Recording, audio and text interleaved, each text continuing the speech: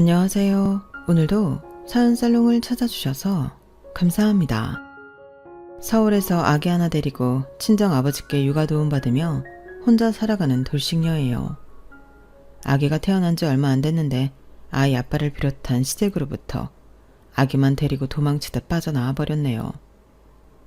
친정아버지 혼자 사시는 친정으로 돌아와 복직하고 워킹맘으로 사는 지금 마치 천국으로 돌아온 것 같아요. 시댁 식구들과 남편과 함께 살던 그 집은 지옥과도 같았어요. 저의 전남편은 최고의 전문직으로 꼽히는 의사였어요. 전문직 남자와 결혼을 앞둔 여성분들 꼭 기억하세요. 그 남자가 개천에서 용난 계룡남인지 아님 시댁에서 개원하는 걸 서포트 해줄 수 있는 집인지를요. 제 전남편은 흙수저 집안에서 태어나 순전히 본인만 공부 열심히 해서 의사가 된 계룡남이었어요. 그러다 보니 온 시댁 식구들이 남편만 쳐다보고 빨대꽂이를 하더군요. 저도 적은 월급이지만 안정적인 공무원이고 시댁 식구들에게 최대한 정성을 다하려 했어요. 하지만 가난한 시댁 식구들은 절 가족이라 생각하는 게 아니라 남편 돈 축내는 식충이로 보더군요. 막장 시모와 개날라리 신우 셋과 함께 살던 시댁은 거대한 불구덩이 같았어요. 계룡남이 남편과 결혼한 지 3년 된 저까지 불구덩이로 끌어내리려고 하더군요. 다시 생각만 해도 너무 싫어서 소름이 다 돋네요. 둥글둥글하고 순한 성격이라 웬만하면 다 좋게 넘어가려던 제가 이렇게 입에 거품을 물고 이혼한 걸 보면 얼마나 막장 시댁인지 상상이 되시나요? 아무것도 모른 채 의사 남편과 결혼해서 학을 떼고 이혼하기까지 지난 3년간의 썰을 한 번에 풀어볼게요. 끝까지 함께 들어주시고 여러분께서 판단해주세요. 갓 낳은 아기 데리고 이혼한 저의 선택이 옳았는지를요. 먼저 저희 친정아버지는 태권도 선수셨어요. 아쉽게도 국제대회에서 입상은 못하셨지만 돈 없는 집에서 못 먹고 못 배운 실력으로 그 정도면 엄청난 실력이었다고 생각해요. 늘 가난한 동네에서 없이 살다 보니 제 주변에는 다 못 사는 사람뿐이어서 세상 사람들이 다 허리띠 졸라매고 사는 줄 알았어요. 저희 엄만 식당에서 일하셨는데 저와 제 친오빠 이렇게 두 자녀를 먹여 살리기 위해 밤낮으로 일하셨던 것 같아요. 저희 아빠가 태권도 도장을 운영하셨는데 그게 부침이 좀 심했거든요. 아빠가 입에 발린 소리 하시며 영업을 잘하는 스타일도 아니셨고요. 우후죽순으로 늘어나는 태권도 도장끼리 경쟁하느라 아빠는 늘 맘졸이며 투잡, 쓰리잡을 뛰셨던 걸로 기억해요. 그렇게 네 식구가 똘똘 뭉쳐 한 칸짜리 방에서 고된 생활을 했어요. 현실적인 돈 문제 때문에 우리 집은 한 푼이라도 더 모으기 위해 투쟁하는 합숙소 같은 느낌이었죠. 저와 오빠도 어릴 적부터 맨날 남이 버린 옷과 물건들만 쓰고 아끼며 사는 게 습관이 되었어요. 그렇게 몇 년을 살다 보니 제가 초등학교를 졸업할 때쯤엔 통장에 돈이 좀 모였나 봐요. 드디어 방 2칸짜리 전세로 이사를 가게 되었어요. 무려 아파트로 말이죠. 이사 간 당일 아직 짐을 다 풀지도 않은 채 엄마 아빠가 시장에서 통닭 한 마리를 사오시더군요. 돈 아낀다고 가족끼리 생일 케이크도 한번 안 사 먹어봤는데 아파트에 이사 온 기념으로 통닭 사서 생전 처음 가족 파티를 했네요. 자, 엄마가 손이 작아서 한 마리밖에 안 사왔는데 난 됐으니 너희들 실컷 먹어. 여보, 자기도 닭다리 하나 잡고 뜯어. 찌질찌게 가난한 남편 만나 지금까지 고생하고 살았으면 이 정도 호강은 해도 되지 뭐. 이제 전세지만 아파트로 이사도 왔고 우리 부부도 좀 누릴 거 누립시다. 백날 첫날 생고생만 하다가 늙어 죽으면 얼마나 억울하겠어? 안 그래? 아빠는 엄마에게 이렇게 농담하며 닭다리를 하나 건네주셨어요. 그런데 그 닭다리가 엄마의 처음이자 마지막에 호강이 될 줄은 꿈에도 몰랐죠. 엄마는 처음 살아보는 아파트가 너무 쾌적하고 좋다면서 통닭을 다 드시지도 않은 채 연신 바닥을 걸레질하시며 닦고 또 닦았어요. 그러다 엄마가 갑자기 윽 소리를 내시며 가슴을 부여잡고 쓰러졌어요. 엄마 왜 이래? 아빠, 얼른 119 불러요. 엄마가 쓰러지셨어요. 결혼해서 10년이 넘는 기간 동안 단칸방 사글세를 벗어나려 밤낮으로 일하시다가 과로로 심장마비가 온 거였어요. 평소에 병원비 아낀다고 건강검진 한 번을 안 받아봤기에 엄마 심장이 약한지 어쩐지도 모르고 살았죠. 정말 돈이 전부가 아닌데 건강 잃으면 돈이고 뭐고 쓸 겨를조차 없는 건데 저나 우리 가족은 참 바보같이 살았어요. 우리 집안에 환한 해바라기 같던 엄마가 급작스레 돌아가시고 가족들은 충격에 빠졌죠. 불행인지 다행인 건지 그 충격에서 헤어나기 위해 각자 도생으로 그냥 몸을 갈아서 열심히 살았던 것 같아요. 엄마가 과로하다가 돌아가신 걸 빤히 알면서도 어딘가에 집중하지 않으면 심적으로 너무 괴로웠거든요. 전 미친 듯이 공부를 했고 오빠는 하루 종일 운동에 매달렸어요. 아빠는 태권도장 운영과 더불어 주말이면 투잡, 쓰리잡을 뛰셨어요. 하루는 오빠가 학교에서 놀림을 받았다며 아빠에게 하소연을 하더군요. 아빠, 때밀이 알바 그만하면 안 돼요. 우리 태권도장 같이 다니는 친구가 태권도 관장님이 목욕탕에서 때밀이 한다고 다 소문 퍼뜨리고 다닌다고 말이에요. 네? 저는 그때 아빠가 눈물을 흘리는 모습을 처음 본 것 같아요.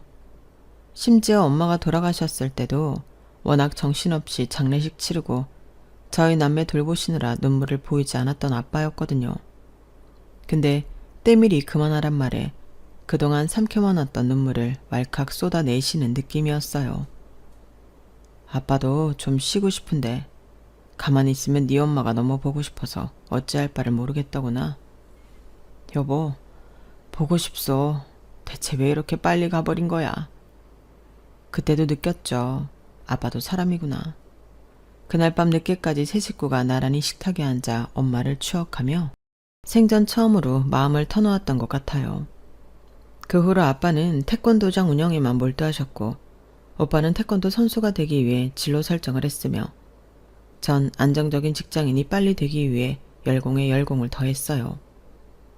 그 결과 오빠도 원하는 대로 태권도 선수가 되었고 전 서울 명문대학을 조기 졸업하고 7급 공무원에 합격할 수 있었어요. 전 엄마가 돌아가시고부터 뭐든 맡은 바 최선을 다하는 게 습관이 되었죠. 그렇게 몇 년을 일하다 보니 상체 관절 여기저기가 너무 아프더라고요. 노가다 일하는 사람이나 몸 상하는 줄 알았는데 항상 뻣뻣하게 컴퓨터 앞에 앉아있는 사무직들도 아프기 마찬가지더군요. 직장 근처 정형외과에 단골 환자가 되고 말았죠. 그날도 환자 대기석에 앉아 진료를 기다리고 있었어요. 그런데 옆에 앉아 계신 모르는 할아버지가 카통 사용법을 저한테 물어보시더군요. 전 당연히 친절히 가르쳐드렸죠. 아유, 고마워요 아가씨. 참하고 예쁘게 생긴 아가씨가 노인네 모르는 걸 친절하게도 알려주네.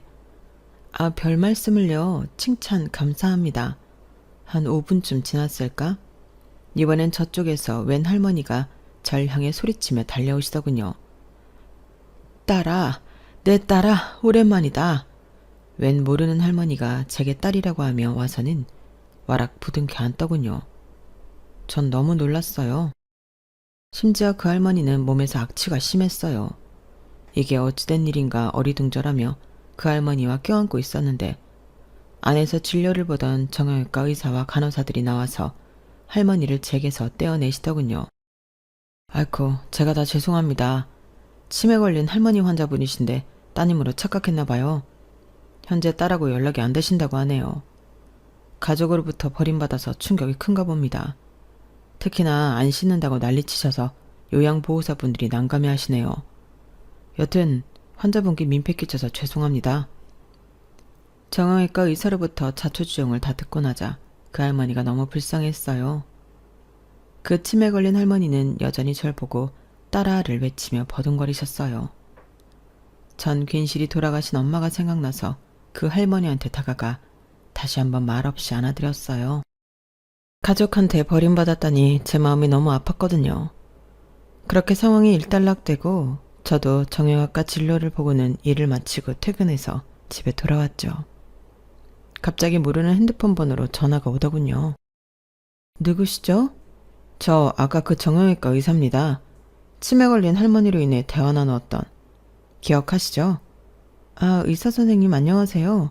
근데 어쩐 일로 전화 주셨나요? 혹시 제가 진료비를 일부 계산 안 한 게 있나요? 아, 아닙니다. 그냥 너무 인상 깊어서 연락드렸습니다. 실례를 무릅쓰고 진료 기록 보고 연락처 알아내서 전화해 본 거예요. 전화 받아주셔서 고맙습니다. 실은 전부터 인상 깊게 봤어요. 미리 말씀드리면 전 아직 총각이고요. 불순한 의도로 보미 씨를 지켜봐왔던 건 아닙니다. 나 사적인 감정으로 지켜봐왔지만 총각이 아가씨 좋아하는 게 불순한 건 아니겠죠? 아, 근데 보미 씨 아직 결혼 안 하신 분 맞죠? 그의 속사포 렉 같은 고백이 당체 이해가 안 가더군요. 하지만 시종일관 웃으며 얘기하는 그의 목소리가 즐겁게 들렸어요. 저도 덩달아 기분이 좋아지더군요. 진료도 꼼꼼하고 친절하게 잘 봐주셔서 선생님이 환자가 제일 많던데 사적으로 대화 나눠도 참 소탈하시네요. 성격이 좋으신 것 같아요. 아, 좋게 봐주셔서 감사합니다. 가끔 저희 병원 내 다른 의사한테 진료받으시던데 그럴 때면 질투가 나더라고요. 여튼 계속 신경이 쓰였습니다. 오늘 낮 사건도 있고 겸사겸사 이대로 지나가선 후회하겠다 싶어 연락드렸습니다. 제 고백을 받아주세요. 성격이 급하시네요. 저희 아직 사적으로 만나지도 않았는데 제가 이상한 여자면 어쩌려고 그러세요? 그럼 알아갈 기회를 주세요. 당장 내일 퇴근하고 저녁 식사 같이 하죠. 어떠세요?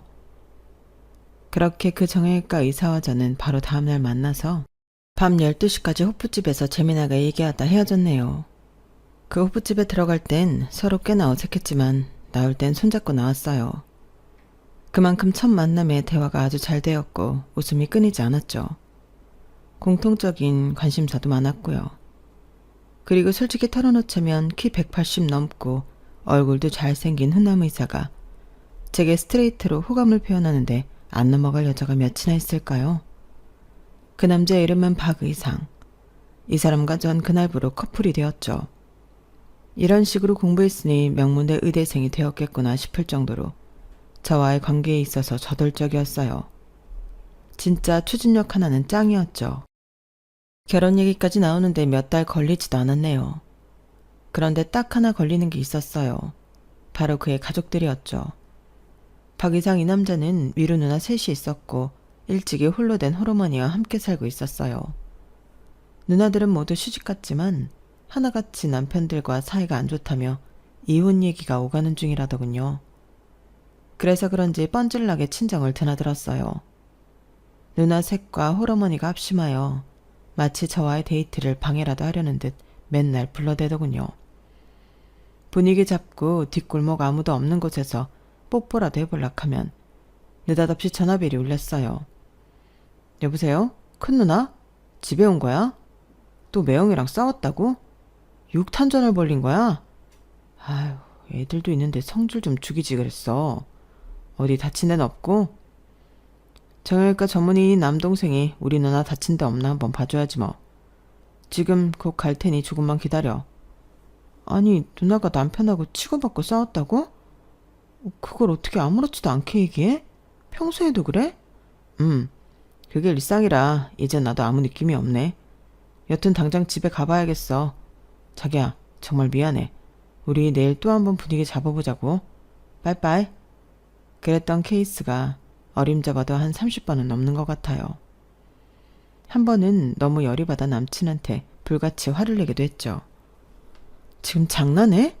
나랑 데이트 중에 또 쪼르르 집에 가겠다는 거야? 이번엔 몇 번째 누나가 남편하고 싸웠다는 거야? 자기 누나들은 다 쌈딱이야? 매번 이래놓고 나한테 결혼하자고 했던 거야? 어디 무서워서 결혼을 하겠어? 닭이 부리로 지렁이 쪼듯이 자기네 식구들이 날 쪼아먹는 거 아니냐고. 이 정도로 소리치며 화냈으면 남친도 반격할 줄 알았어요. 사실 이별할 각오까지 하고 분풀이 한 거였거든요. 근데 남친의 반응이 절 머쓱하게 하더군요. 자기야, 정말 미안해. 내가 이렇게 무릎 꿇을 테니 한 번만 용서해줘. 난 자기랑 꼭 결혼하고 싶어. 우리 엄마랑 누나들 다들 가난하게 자라고 가난한 매형들 만나 고생하는 사람들이라 거칠게 변해버렸나 봐. 원래는 진짜 여리고 심성 곱고 착한 사람들이야. 너무 불쌍하잖아. 그나마 우리 집에서 가장 성공한 내가 걷어줘야지. 안 그래? 자기도 어렸을 때 가난했었다며. 내 심정 알겠지? 남친의 사슴같이 큰 눈망울에 눈물이 가득 고여 저한테 빌고 또 비는데 제가 오히려 미안해지더군요. 결혼 전에 아주 냉철하게 판단했어야 했는데 그때 당시엔 저도 완전히 남친한테 퐁당 빠져버려 아무것도 보이지 않았네요. 남친은 절 얼른 자기네 집에 데려가 인사시키고 싶어 했어요. 그동안 결혼하고 싶어서 어떻게 참았는지 엄청난 추진력으로 밀어붙이더군요. 저도 남친을 사랑했기에 거의 다 그의 제안대로 따랐던 것 같아요. 조신하고 깔끔하게 차려입고 예비시댁에 갔죠. 표면상으로 현재 그 집엔 남친과 예비시모만 살고 있었기에 시모 선물 정도만 챙겨갔어요. 그런데 막상 도착하니 현관에 웬 신발이 엄청 많이 있더군요. 누나들과 조카들까지 총 출동했더라고요. 그런데 어느 하나 절 반겨주는 이가 없었어요. 다들 쫙 찢어진 눈으로 팔짱 끼고 절 노려보고 있더군요. 안녕하세요. 김봄이라고 합니다. 처음 뵙겠습니다. 형님들도 다 와 계신지 모르고 어머님 선물만 좀 사왔네요. 꽤 큰 과일 바구니니 이따 부엌에서 제가 깎아올게요. 야, 장난해? 벌써부터 어디서 형님이래. 우리가 널 올케로 받아들일 것 같아? 그리고 우리 집안 대들보를 통째로 뽑아간다면서 겨우 과일 바구니 딸랑 들고 와? 듣자하니 집, 차, 병원 개원하는 비용 중에 하나도 안 해온다면서. 의사 남편을 가지려면 물질적인 희생을 좀 해야 하는 거 아니야? 의상이 누나로서 나 이 결혼 용납 못해. 합당한 돈을 가져오라고. 돈. 남친 둘째 누나로부터 첫 대면에 야소리에 돈 가져오라는 소리를 듣자 하니 머릿속이 하얘지더군요. 사람으로부터 이렇게 심한 모욕을 당한 건 생전 처음이었어요. 그나마 옆에 있던 남친이 말려줘서 거실로 겨우 입장할 수 있었죠. 둘째 누나, 자자 진정하고 내 말 좀 들어봐. 내가 개원할 때까지 돈 아끼기 위해 결혼은 우리 집에서 엄마랑 몇 년만 학가하기로 했어. 그리고 봄이가 그동안 일하면서 모은 돈도 가져오기로 했으니 너무 뭐라 하지 마. 봄이 놀라겠다. 예비 시모도 한성갈 하는 사람 같았어요. 박 의상이 헛똑똑이야. 널 사위 삼겠다는 부잣집 딸내미들이 줄을 섰는데 어디서 저런 가난뱅이 버러지를 데리고 오냐? 아유, 내 팔자야. 네가 정형외과 개원하려면 당장 몇 억이 필요한데 며느리 덕 좀 버리고 했건만 진짜 천년이랑 결혼할 거냐? 이대로 있다간 정말 안 되겠더군요.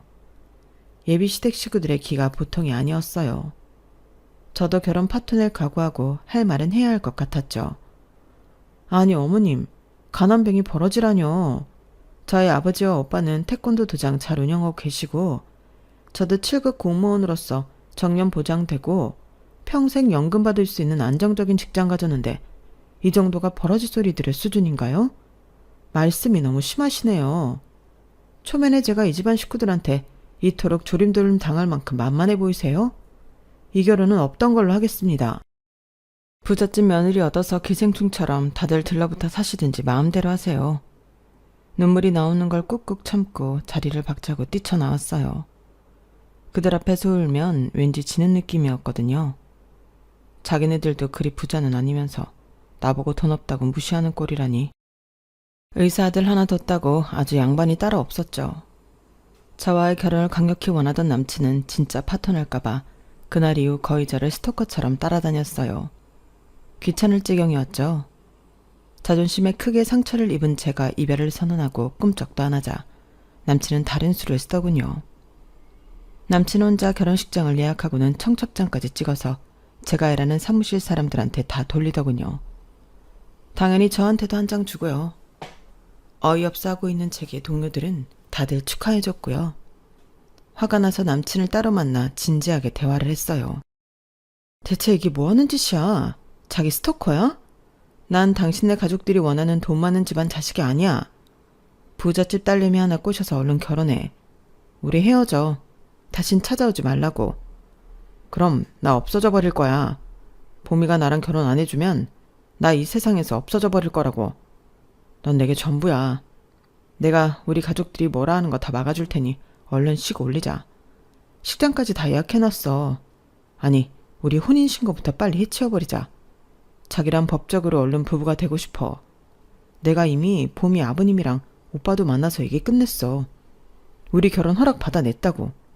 우리 가족들은 나한테 맡겨. 다들 내 말이면 껌뻑 죽는 사람들이니 상견례금 보고 식장에서 보면 되지 뭐.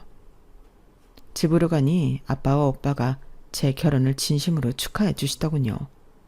제 속도 모르고 말이죠. 우리 딸 결혼한다고? 남자친구 얘기를 아빠한테 한 번도 안 하더니 이미 청첩장까지 만들었더구나. 키도 크고 얼굴도 잘생기고 명문대 의대 출신의 정형외과 의사라니 아빠가 반대할 이유가 없지. 신혼집은 지금 시댁에서 잠깐 합가한다며? 아빠가 지금까지 모아놓은 돈 중에서 최대한 보태줄 테니 현금으로라도 갖고 가도록 해라. 평소엔 무뚝뚝하시던 아빠가 환한 미소로 제게 축하해 주시는 모습을 보고는 전 아무 말도 할 수 없었어요. 그리고 무엇보다 이렇게까지 저와의 결혼을 원하는 남친의 집착이 저에 대한 찐 사랑이라고 생각했어요. 시댁 식구들의 공격을 모두 막아준다는 남친의 말도 진짜라고 여겼죠. 그때 단호하게 남친과의 인연을 끊었어야 했는데 지금 생각하면 참으로 후회되는 지점이네요. 남친의 말대로 상견례도 생략하고 결혼식장에서 시댁 식구들 2번째로 봤네요. 그런데 신부 대기실에서 신부 입장하기 전에 또 작은 소동이 벌어졌어요. 갑자기 우리 고모가 너무 당황해 하시더군요. 봄이야. 내 보석들이 든 가방이 통째로 없어졌어. 당장 경찰이라도 불러야겠어.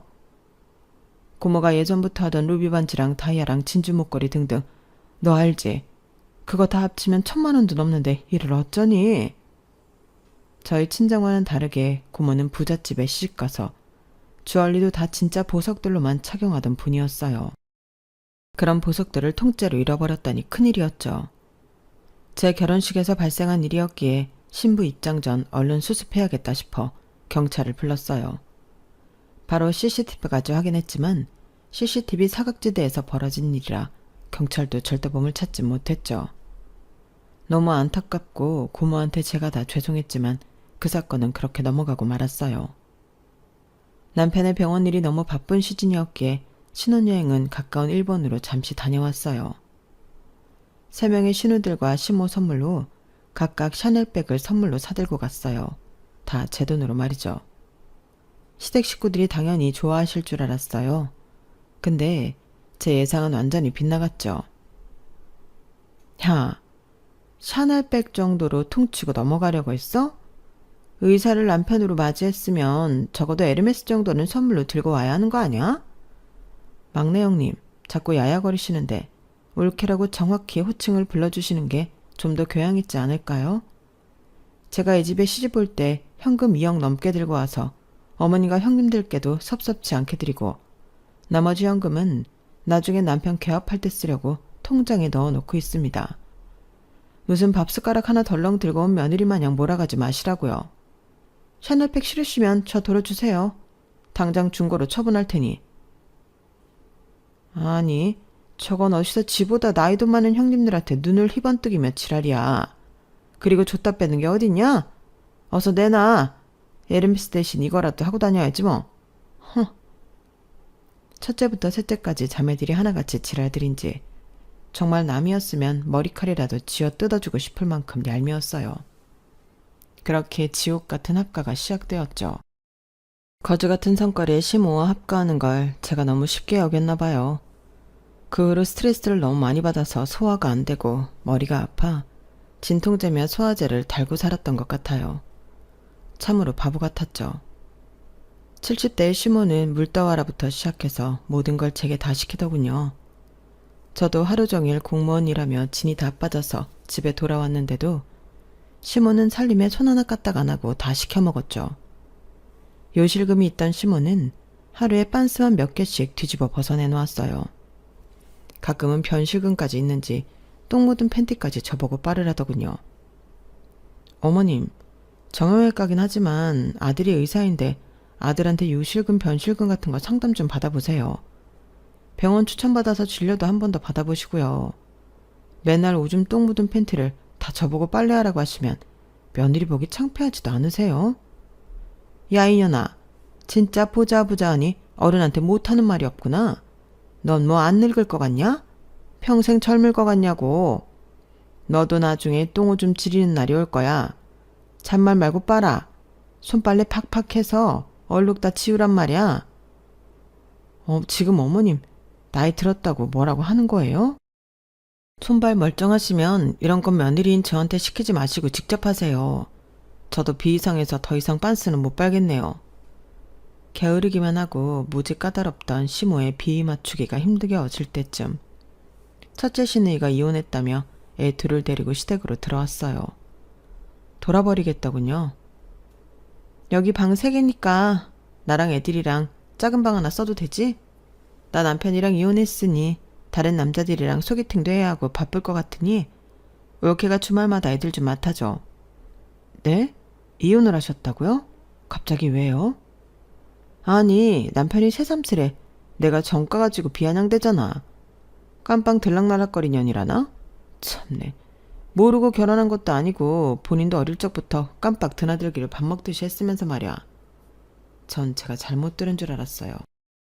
얼굴은 곱상하게 생겨서 깜빵? 너무 놀라서 동공지진이 일어났죠. 따로 남편한테 물어봤어요. 큰형님이 정가 기록이 있어? 감옥 갔다 왔냐고. 미리 말 안 해서 미안해. 오래전 일이라 까먹고 있었네. 까먹을 게 따로 있지. 그런 걸 나한테 얘기 안 하면 어떡해. 대체 무슨 죄로? 몇 개월이나 교도소에 있었던 거야? 몇 번째 전과 말하는 거야? 누나 사기랑 절도 출범이라 좀 여러 번 왔다 갔다 했어, 감옥. 날라리인 줄은 알고 있었지만 사기에 절도까지 7범이라니. 갑자기 큰 신우가 무섭기까지 하더군요.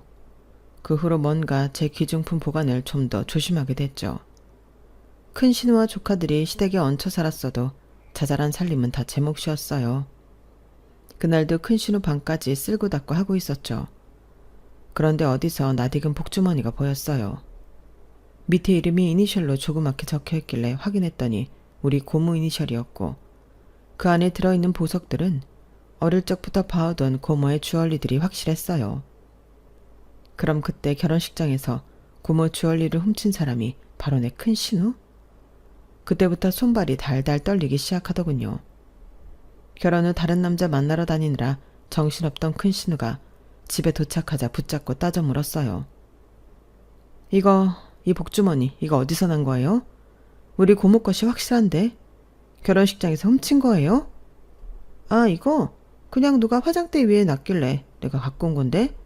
뭐야, 지금 내가 훔쳤다고 의심하는 거야?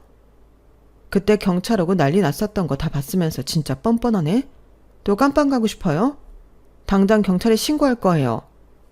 그때 옆에 있던 남편이 전화기를 들고 신고하려던 절 말리더군요. 제발 진정하고 내 말 좀 들어봐. 지금 또 누나가 깜빵 가면 조카들은 누가 키우겠어? 지금도 이혼한 매형이 양육비 한 푼도 안 줘서 내 월급에서 누나 생활비 주고 있는데 제발 신고하지 말고 그냥 넘어가 주면 안 될까 여보?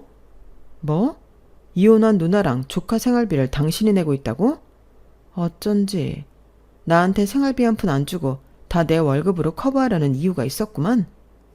난 당신이 개원할 비용 모으려는 줄 알고 생활비 한 푼도 요구 안 한 거야. 근데 엄한데 돈을 쓰고 있어? 아유, 이 등신아. 가족들이 말려서 결국 신고는 안 하고 그대로 넘어가고 말았어요. 마음속으로 고모에게 너무나 미안했죠. 설상가상으로 한 달 뒤 둘째 시누이가 조카 넷을 데리고 시댁으로 기어 들어오더이다. 나도 언니처럼 쿨하게 이혼해버렸어. 아이 낸 육아에 스트레스 받아 돌아버리겠는데 동네 아줌마들하고 호스바 한번 갔다고 남편이 난리를 치잖아. 지는 룸사롱이며 노래방 도우미며 맨날 여자들이랑 뒹굴면서 말이야. 아니 둘째 형님, 저희도 시댁에서 신혼살림하고 있긴 하지만 여기가 방 3개짜리 30평 아파트인데 아이 4까지 데리고 여기서 어떻게 다 같이 지내시려고요? 거실에서 자면 되잖아 이렇게. 너무 싫은 티 팍팍 내는 거 아니야? 기분 잡치게. 곧 방 얻어서 나가줄 테니 걱정 말라고. 이 집 식구들은 죄다 구라쟁이들인지 얼마 뒤 나간다는 둘째 시누이는 계속 거실에서 지내더군요. 맨날 속 끓이고 있는 제 눈치를 살살 보던 남편은 저와 단둘이 여행을 한번 가자고 권유했어요. 가까운 제주도로 다녀왔는데 여행 내내 머릿속엔 시댁에서 탈출하고 싶다란 생각뿐이었죠. 여행에서 돌아와서 얼마 지나지 않아 남편에게 분가를 제안했어요. 나 이대로는 못 살아. 당신 당장 핸드폰 켜고 통장 내역 까봐. 얼만큼 모았어? 내가 모은 거랑 합쳐서 우리 원룸이라도 얻어서 나가자. 그런데 제 두 눈으로 확인한 남편의 통장 내역은 처참하더군요. 남편은 페이닥터 치고는 비교적 많은 월급인 세후 1,800만 원을 받고 있었어요. 그런데 현재 통장 잔액은 300만 원이 전부이더군요. 이게 다 뭐야? 지금 당신 재산이 300이 전부야? 어서 내역서 다 보여줘, 어서. 남편은 그동안 매달 시모와 신우 3명에게 무려 1,600만 원씩을 바치고 있었어요. 본인은 200만 원으로 식비며 용돈, 유흥비 등으로 쓰고 있었던 거죠. 그러니 돈을 모을 수가 없었고 덕분에 시모와 신우이들은 직업 하나 없이 남편과 이혼하고 아이들 키우며 잘 살 수 있었던 거였어요. 피가 거꾸로 서는 것 같았죠. 내 쥐꼬리만한 공무원 월급은 살림살이하는데 다 들어갔는데 개업할 돈 모으라고 터치 안 한 남편 월급은 죄다 신우들과 시모에게 들어가고 있었다니. 더는 못 참겠더라고요. 이혼해. 다 필요 없어. 이렇게는 못 살아. 이게 무슨 결혼 생활이야. 노예 생활이 따로 없지 뭐야. 그것도 날 경멸하는 사람들과의 합숙 생활을 매일 하려니 나도 힘 빠져. 변호사 선임하고 이혼 서류 준비할 테니 당신도 대비해. 남편은 또 강하게 만류하더군요. 하지만 이제 더 이상 남편 얼굴도 마주하기 싫었어요. 그런데 참 하늘도 무심하시지. 지난달에 갔던 제주도 여행에서 덜컥 임신이 되어버렸어요. 속이 미식거려서 혹시나 하는 마음에 테스트기를 해보니 빼박 임신이었죠. 0.1초 동안 남편 모르게 아이를 지우고 그대로 이혼을 진행할까도 생각했지만 일단 남편에겐 알려야겠다고 생각했어요. 뭐? 야호, 너무 잘됐다. 우리 아기라니. 너무 예쁠 것 같아. 딸이든 아들이든 우리 꼭 낳아서 잘 키우자. 이혼 같은 건 없던 일로 하자. 자기야, 내가 다 미안해. 앞으로 누나들한테 생활비 주던 건 일단 반으로 줄일게. 누나들 직장 잡을 때까진 어쩔 수 없을 것 같아. 대출을 받아서라도 원룸으로 분가하자는 저와의 약속을 남편은 차일피일 미루더군요. 그러는 동안 저의 배는 불러왔고 만삭이 될 때까진 직장을 다녔던 저는 너무 힘들었어요. 그러다 출근길에 덜컥 양수가 터져버렸어요. 어찌할 바를 모르겠더군요. 생판 모르는 사람을 붙잡고 좀 도와달라고 사정했어요. 119에 실려가서 바로 아기를 낳아야만 했죠. 제왕절개로 아이를 낳았는데 전 아주 늦게 태어났다고 해요. 수술 도중 죽다 살아났다고 하더군요. 어쩐지 자궁뿐만이 아니라 몸 전체가 부서질 듯 너무 아팠고 왠지 모르겠지만 목소리도 다 쉬어서 아예 안 나왔어요. 친정 아버지께서도 마냥 제 곁에 잊을 수가 없었고 남편도 페이닥터이니 입원하는 내내 있어줄 수가 없었어요. 친정 엄마라도 살아계셨다면 이렇게 힘들 때 내 옆에 있어주셨을 텐데 너무너무 서러웠어요. 나오지도 않던 목소리로 병원 침대 난간을 붙잡고 한참을 울었네요. 하도 우니까 간호사가 옆에서 다독여주더군요. 시누이들은 당연히 코빼기도 안 비쳤고 시무만 잠깐 왔다 갔어요. 몸과 마음이 약해질 대로 약해진 저의 맘에 비수만 잔뜩 꽂아놓고 갔죠. 야, 너만 애 낳은 거 아니다? 이 세상에 애엄마들이 얼마나 많냐? 그렇게 침대에 누워서 편히 보내니 좋지. 얼른 일어나. 집 와서 살림해야지. 우리 집에 사람만 10명이 넘는데 네가 없으니 돼지우리가 따로 없구나. 아참, 이 말하려고 왔는데 깜빡할 뻔했구나. 너 요즘 여자들이 가는 산후조리원 갈 생각은 추워도 하지 말아라. 2주 있는데 몇백만 원이나 돈 쓸 생각하지 말라고. 집 와서 살림하며 움직이면 그게 다 운동이 돼서 산모한테 더 좋단다. 너무 열받은 저는 악마 같은 시모한테 울부짖으며 소리쳤어요. 지금 그따위 말 짓거리러 여기 왔어요? 어머님 사람 맞아요? 완전히 사이코 아니에요? 지금 어머님 손자 출산하다가 죽다 살아난 며느리한테 그게 할 소리예요? 내 돈으로 산후조리원 갔다 올 테니 상관하지 마세요. 입원실에서 당장 나가세요. 당장! 내 선택은 완전히 잘못된 거였어요. 애초에 하면 안 되는 결혼이었죠. 단순히 돈만 없는 시댁이 아닌 상식과 예절이 아예 없는 시댁 식구들이었죠. 제 기준으로는 사람처럼 안 보였어요. 그저 악마들, 의사 아들한테 돈 빼가는 개 버러지들로만 보였어요. 오히려 아기를 낳고 엄마가 되고 보니 저 혼자 키워도 충분하겠다는 생각이 들더군요. 어차피 남편에게도 정내미가 다 떨어졌거든요. 그 정점이 되는 사건이 얼마 후 발생했어요. 육아휴직을 하고는 집에서 갓난아기를 보고 있는데 남편으로부터 전화가 한 통 걸려왔어요. 여보, 셋째 누나가 이혼하고 기분 풀러 콘서트장 갔다가 애를 낳았대. 지금 당장 병원으로 좀 가줘야겠어. 아기는 우리 엄마한테 맡기고 말이야. 뭐? 셋째 형님이 애를 낳았다고? 이혼은 또 언제 했대? 거기 남편은 뭐하고 내가 병원을 가? 누나가 말하길 애 아빠가 누군지 몰라서 전 남편을 못 부른다네. 매형애는 아닌가 봐. 그래서 말인데 당분간은 당신이 애 좀 키워줘야겠어. 뭐? 지금 자기 뭐라고 했어? 우리 사랑이 낳은 지 얼마나 됐다고 나보고 애 아빠가 누군지도 모르는 조카를 키우라고? 제정신이야? 그럼 어떡해. 셋째 누나가 취업해서 직장에 다녀야 한다는데 산후조리도 제대로 못한 채 돈 벌러 직장 나가는 우리 누나가 불쌍하지도 않아 자기는? 순간 결심했어요. 아, 이 남자도 제정신이 아니구나. 이 남자랑 계속 살다간 내 명에 못 죽겠구나. 이 집 식구들은 날 사람이 아닌 노예로 보는구나. 탈출하자. 당장 이혼해. 진작 이결은 때려쳤어야 하는데 아니 아예 시작을 말았어야 했는데 사람인 줄 알고 상대했더니 이것들이 다 사람이 아니었네. 다 때려쳐. 병원이고 뭐고 당신 지금 당장 집으로 들어와. 밖에서 다 듣고 있던 신우들이 제 방으로 쳐들어와 다짜고짜 삿대질을 하더군요. 아니 옳게. 우리 막내 동생이 지금 애를 낳아서 좀 가보라는데 그게 그렇게 싫었어? 우린 아이들이 있으니까 못 가고 집에서 노심초사하고 있는데 아기 우리가 봐줄 테니 얼른 갔다 와. 뭐? 니네 애들만 소중하고 내 얘기는 아무한테나 맡겨도 되는 존재냐? 야 이년들아. 니네 막내 동생이 애 아빠도 모르는 아기를 콘서트장에서 낳았다는데 그걸 왜 올케인 나보고 가라는 거야. 그것부터가 벌써 또라이 짓이라고. 알아? 시모가 갑자기 내 뺨을 때리더군요. 이 미친 할매가 감히 내 뺨을 때려? 그때부터 시댁 식구들과 저의 육탄전이 시작됐죠. 전 태권도 선수 출신인 우리 아빠로부터 단연간 배웠던 태권도 기술을 가감없이 발휘했어요.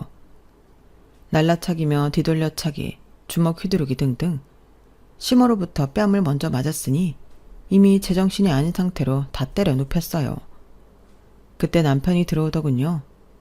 남편한테도 싸대기를 쓰게 때리고 침을 확 뱉고는 아기와 함께 집을 나와버렸어요. 그 지옥 같은 소굴을 말이죠. 택시 타고 아기와 함께 친정으로 향하는데 이제 자유다 라는 말이 저도 모르게 터져 나오더군요. 그들은 지은 죄가 많고 뒤가 구린 사람들이니 이 사건에 대해 결고 넘어지진 않더군요. 저의 매운맛을 보여줬더니 이혼도 순순히 해줬어요. 그 후로 양육비도 매달 꼬박꼬박 주고 있고요. 친정 아버지께는 죄송하지만 제 인생에서 가장 잘한 일은 이혼이네요.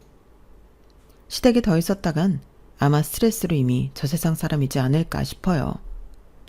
여러분께서도 너무 아니다 싶으면 과감히 인연을 끊는 게 정신건강에 좋지 않을까 싶어요.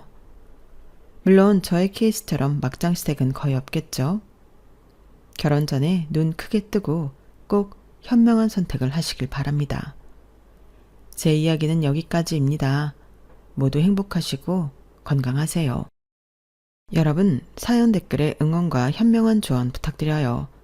좋아요와 구독은 저에게 큰 힘이 됩니다. 오늘도 좋은 일 가득하세요.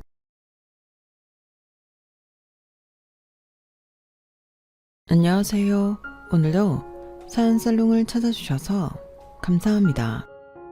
저는 한때 가정의 달을 맞아 5월의 신부를 꿈꾸던 30대 여성입니다. 그리고 현재는 굳이 결혼을 해야 하나 결혼에 대해 다소 비관적인 생각을 갖고 있는데요. 사실 저는 3년 전에 파혼을 했거든요. 그때는 저도 평범하게 성실하고 착한 남편 만나 아이 낳고 예쁜 가정을 이뤄 잘 살고 싶었어요.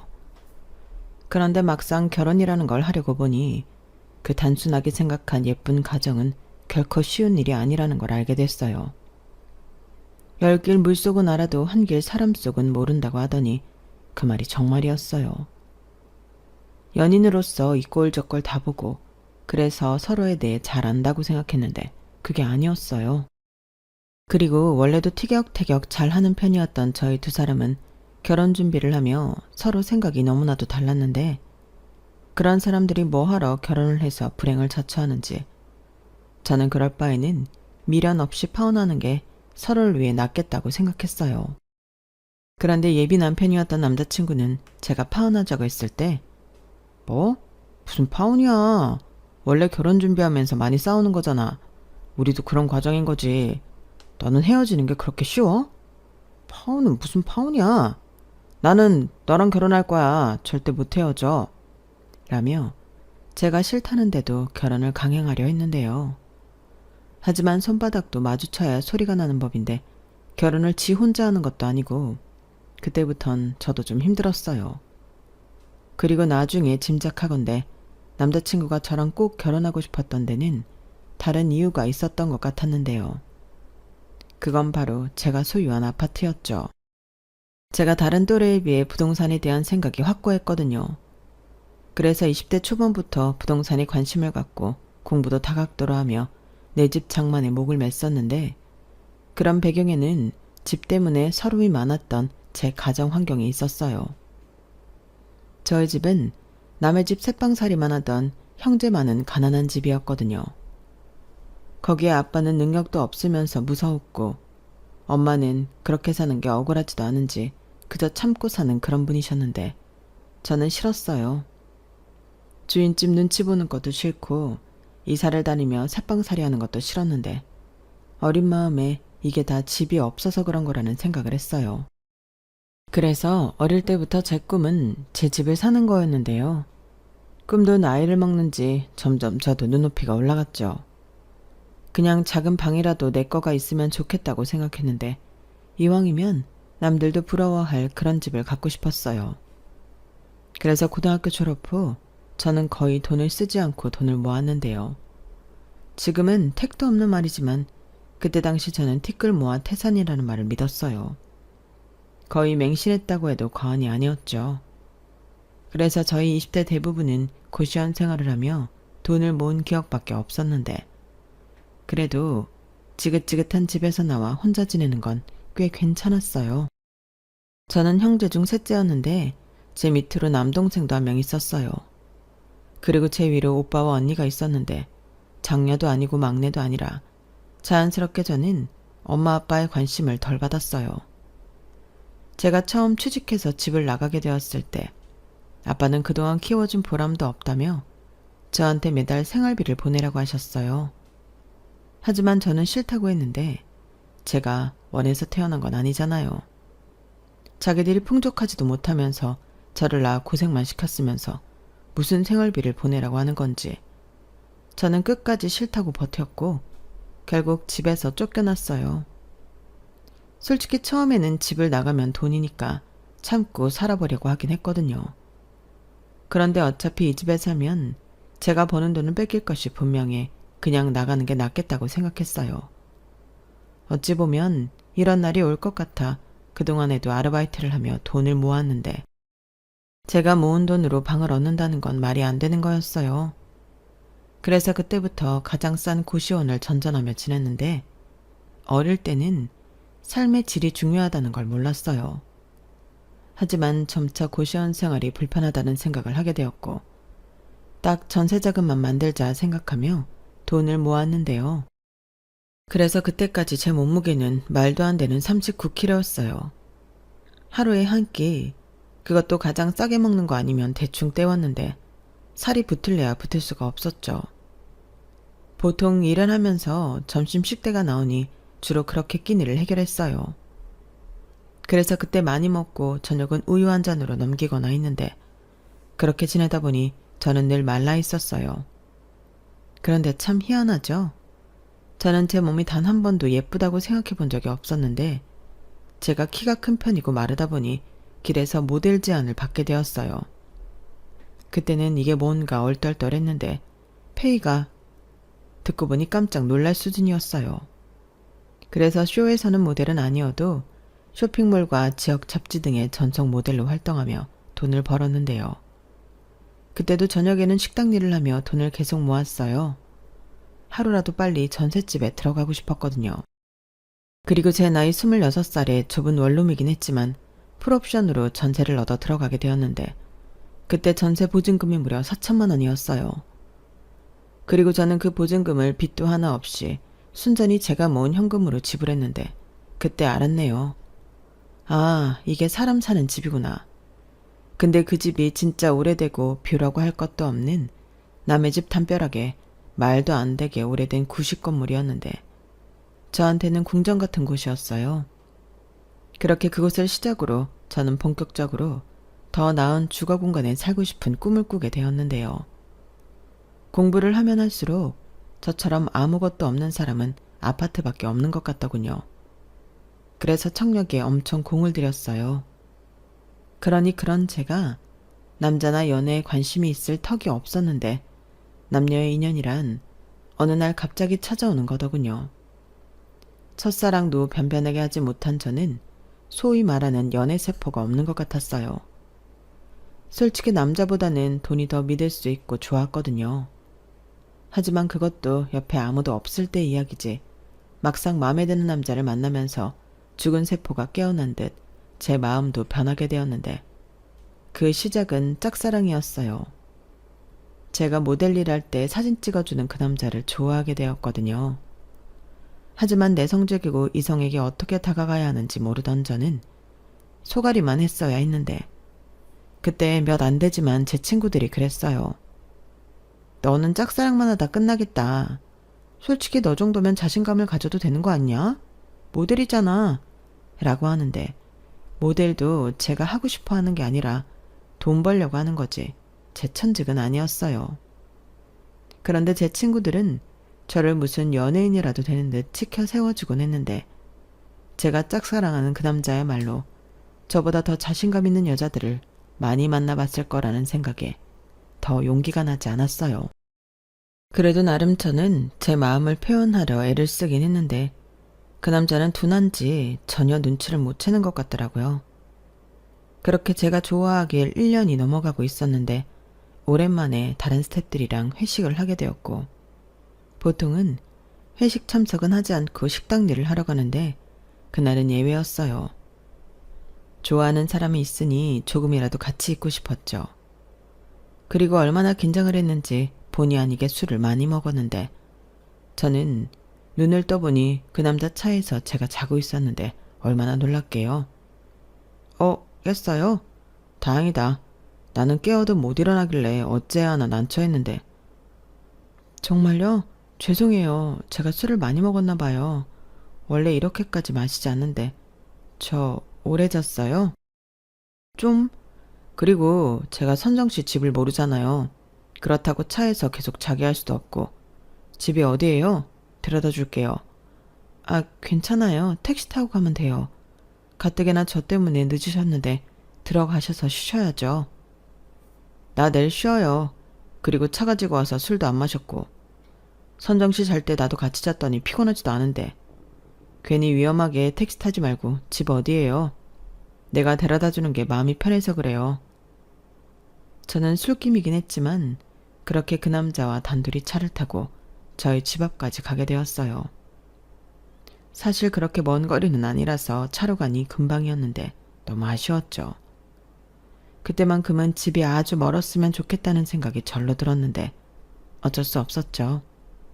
그래서 내리기 전에 오늘 신세진 건 제가 다음에 꼭 갚을게요. 제가 밥이라도 한번 살까요? 라고 했는데 그 남자가 그러더군요. 밥? 그럼 오늘 사요. 뭘 다음에 사. 마침 배도 살짝 고프고. 근데 어디 가기도 그러니까 편의점에서 컵라면에 삼각김밥 어때요? 이 정도면 굉장히 싸게 먹히는 것 같은데? 저는 주책맞게도 그 순간 그냥 우리 집에 가서 라면을 끓여줄까?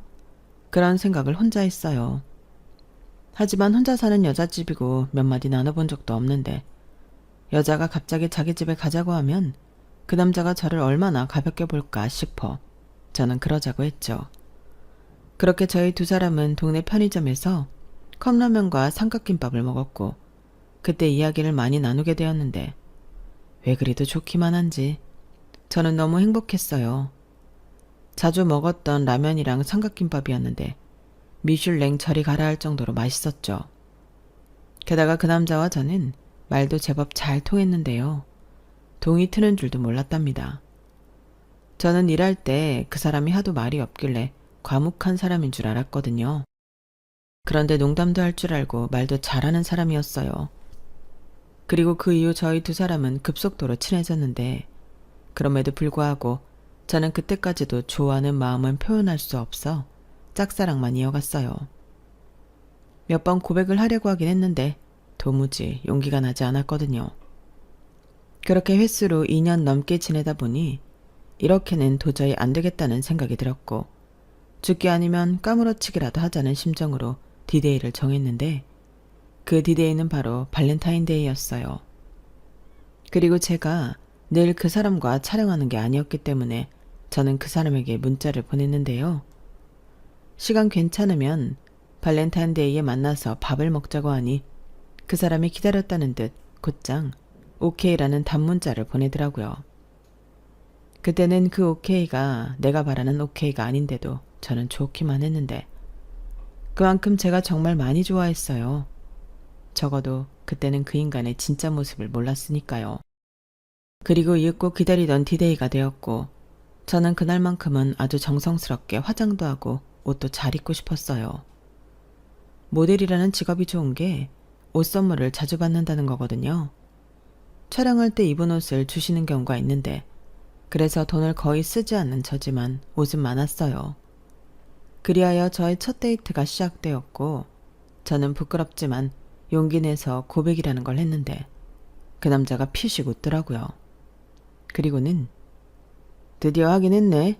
나는 언제 하나 두고 보고 있었는데 라고 했는데요. 들어보니 제가 자기 좋아하는 걸 진작부터 알고 있었다고 하더군요. 그걸 어떻게 몰라. 아마 다른 스태프들도 다 알걸? 그러니까 그날 술에 취했을 때도 나더러 집에 데려다 주라고 했지. 뭐 나도 싫지 않았으니까 그날 일부러 술도 안 마시고 데려다 준 거고.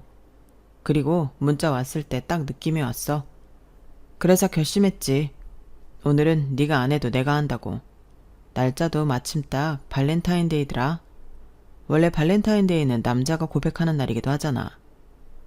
그 사람은 행여 제가 부끄러워할까봐 주섬주섬 준비했던 초콜릿을 꺼내며 장난치듯 말했어요. 그리고 저는 그 사람의 말에 얼굴이 홍당무처럼 붉어졌는데요. 그때까지만 해도 저도 순수했어요. 자, 받아. 그리고 내 마음도 같이 받아줘. 알겠지? 뭐예요? 내가 고백하려고 했는데 사람 민망하게. 민망하게 뭐가 민망해. 그래서 기회가 왔을 때 내가 잡으려고 하잖아. 그리고 혼자 고백하면 살짝 뻘쭘하니까 같이 하자고. 그럼 덜 민망하잖아. 그건 그런데 그랬으면 먼저 좀 고백해주지. 내가 그동안 혼자 짝사랑하느라 얼마나 애가 탔는 줄 알아요? 완전 족반화장이네. 그러게 왜 그렇게 시간을 끌었어. 빨리 좀 하지. 내가 맨날 오늘은 좀 해라. 이런 마음으로 일 나간 거 알아? 치사해. 자기 좋아하는 거 뻔히 알면서 그동안 즐거웠나 봐. 즐겁지, 신났지. 내가 좋아하는 여자가 나 좋아하는데 안 신날 사내 놈이 어딨나? 그리고 우리 다른 사람한테는 내가 고백했다고 하자. 발렌타인데이잖아. 그 사람은 참 다정하고 센스 있는 사람이었어요. 그리고 연애하는 내내 이런 남자가 내 애인이라는 게 너무 기쁘고 자랑스러웠는데 그렇게 연애를 2년 정도 하니 서로 집에도 놀러가며 데이트를 하게 되었어요. 그때 당시 남자친구는 월세로 오피스텔에 살고 있었는데 솔직히 버는 것보다 쓰는 게 많아서 늘 마이너스더라고요. 그런데 저는 보증금도 순전히 제 돈이고 모아둔 돈도 제법 있다 보니 다른 의미로 남자친구가 저를 대단하게 생각했는데 딱 그 타이밍에 청약이 당첨되었어요. 위치와 평수가 너무 마음에 들어서 못 먹어도 고라는 심정으로 넣었던 곳이었거든요. 그런데 청약이 덜컥 당첨되었고 저는 기쁜 마음으로 그동안 모았던 돈을 전부 털어넣었어요. 제가 가진 돈은 계약금에 불과했고 당연히 중도금은 대출을 받아야 했는데 저는 일단 전세 보증금이 있으니 무조건 아파트에 올인할 생각이었어요. 그리고 그 기쁨을 남자친구랑 함께 나누는데 남자친구가 그랬죠. 우리 그 아파트 완공되면 결혼하자. 신혼집으로 너무 좋잖아. 라고 하더라고요. 물론 좋은 집 장만해놓고 결혼하고 다른 곳에 살 생각은 없었는데 남자친구가 저렇게 말하니 프로포즈를 받기라도 한 듯 기분이 묘하더군요. 아파트가 보통 완공되기까지 2, 3년은 걸리지만 결혼이라니 가슴이 두근두근 거렸어요. 그리고 먼저 저렇게 말을 하는 걸 보니 집 대출금도 같이 갚자고 하는 줄 알았는데 그건 아니더군요. 살짝 아쉬운 마음도 들긴 했지만 저는 김칫국을 먹은 제 자신을 탓했어요. 결혼 전이고 사람 일은 아무도 모르는 건데 나라도 덥석 내 이름도 아닌 대출금을 같이 내자는 소리 못하지. 박선정, 정신 차려. 이렇게 자책하며 저는 제 힘으로 쉽지만은 않은 돈을 모으기 시작했어요. 한번 중도금 나갈 때마다 휘청했는데 그래도 제 명의의 아파트가 생긴다는 게 꿈처럼 행복했죠. 그리고 그 즈음엔 아무래도 제가 더 돈에 연연할 수밖에 없었는데요. 돈 되는 일이면 마다하지 않고 다 했던 것 같아요. 그리고 그 즈음 꽤 큰 프로젝트 촬영이 있어 해외에 나갔다 오게 되었는데 그때 받은 돈이 액수가 좀 됐었죠. 저는 그걸 받아서 잘됐다 생각하고 대출금을 크게 갚았는데 그렇게 벌어서 메우고 또 벌어서 메우고 반복하다 보니 아파트가 완공이 되었어요.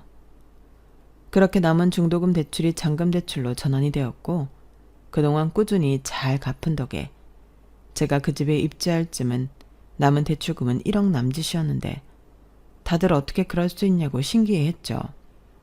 그러니까 제가 그 집을 현금으로 총 3억 정도에 들어가게 된 건데 위치도 그렇고 이미 완공되기 전에 집값이 마구 뛰었어요.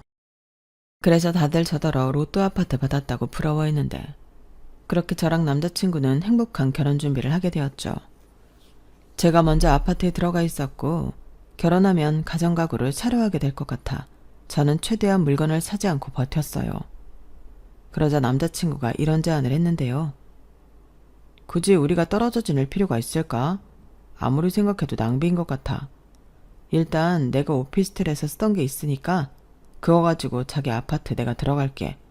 그리고 같이 결혼 준비하면 되지. 라며 은근슬쩍 남자친구가 동거하자고 하더라고요.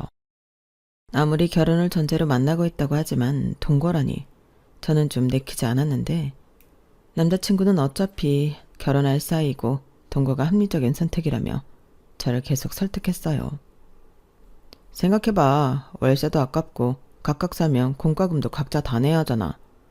원래 결혼하기 전에 같이 살아보는 것도 요즘은 트렌드야. 막상 결혼식하고 같이 사는데 죽어도 안 맞으면 그땐 어떡해. 이혼하는 게 쉬운 일도 아니고. 이렇게 남자친구는 계속해서 저를 설득했는데 나중에는 자기도 너무 외롭다며 저랑 한시도 떨어져 있기 싫다고 했어요. 근데 제가 바보 같았는지 그 말이 신경 쓰였고 저 역시도 계속 혼자 살았기 때문에 사랑하는 사람이랑 한시라도 빨리 함께하고 싶었어요.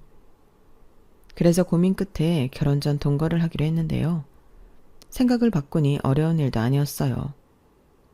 결혼하면 네 돈 내 돈 할 것 없이 우리 돈이 될 텐데 남자친구가 살던 오피스텔 월세가 상당했거든요. 그러니 같이 살면 그 돈을 세이브할 수 있고 멀리 볼 때는 그게 나은 것 같았는데 그렇게 남자친구가 제가 사는 아파트에 들어오게 되었어요. 마침 필요한 가정 가구들도 많았는데 그때만큼은 잘한 결정이라고 생각했죠. 또한 사랑하는 사람과 이젠 한 집에서 같이 산다고 생각하니 벌써부터 설레고 행복했는데 저는 제가 이렇게 쭉 이 남자랑 함께 할 거라고 믿었어요. 하지만 사람 사는 게 마냥 뜻대로 되는 게 아니었고 남자친구 말이 자기는 모은 돈이 없어서 오피스텔 보증금을 빼면 그 돈으로 결혼 준비를 할 수 있다고 했는데요. 문제는 그뿐만이 아니었어요. 남자친구가 살던 오피스텔이 좀처럼 나갈 생각을 하지 않더라고요. 그 집이 나가야 그 보증금으로 결혼 준비를 하는데 공실임에도 보러 오는 사람들이 없었고 시간만 마냥 흘러갔죠. 그렇기에 저는 자꾸만 조바심이 났는데 남자친구는 그런 저에게 그럴 필요가 없다고 했어요. 자기는 보증금 못 받고 있는데 괜찮아? 뭐 떼먹을 것도 아니고 없어지는 돈도 아닌데 뭐 어련히 주겠지. 그리고 나는 이미 자기랑 같이 살고 있어서 괜찮은데 여기 사람들 다 우리가 신혼부부인 줄 알잖아. 그러니까 나는 그것도 신경 쓰인단 말이야. 우리 아직 결혼 전인데 사람들 속이는 것 같고. 에이, 무슨 그런 생각을 해. 우리 결혼할 거잖아. 자기가 요즘 너무 예민해. 그럴 필요 없다니까. 마음을 좀 더 여유 있게 가져. 저는 자기가 받아야 하는 보증금인데도 저리 여유를 부리고 있는 남자친구가 이해가 가지 않았어요. 저라면 어떻게 해서든 그 돈을 받아왔을 것 같은데 남자친구는 이미 같이 살고 있으니 결혼은 천천히 해도 된다고 생각하는 것 같더라고요.